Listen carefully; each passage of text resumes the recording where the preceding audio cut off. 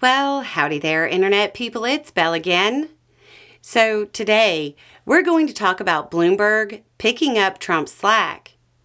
Former New York City Mayor Michael Bloomberg is stepping up through Bloomberg Philanthropies to fund key U.S. commitments under the Paris Agreement. Trump recently pulled the U.S. out of the agreement. The funding will reportedly include funding for the UN Framework Convention on Climate Change and the U.S. reporting commitments. Trump withdrew from the international agreement that seeks to foster cooperation and hold warming to 2 degrees above pre-industrial levels.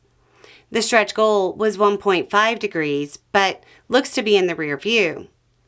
This is a periodic reminder to those who have been lied to about this. President Trump's national security posture and interest in Greenland is based on climate change being a real threat. Pursuing national security strategy based on the threat of climate change, while simultaneously withdrawing from efforts to mitigate it, shows that concern for the average American is, well, non-existent. What matters are corporate profits.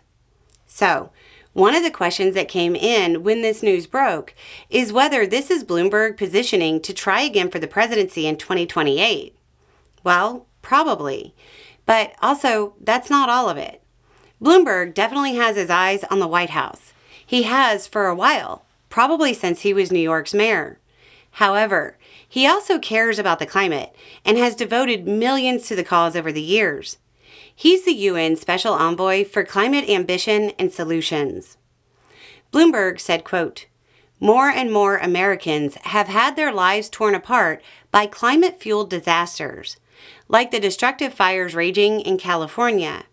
At the same time, the United States is experiencing the economic benefits of clean energy, as costs have fallen and jobs have grown in both red and blue states.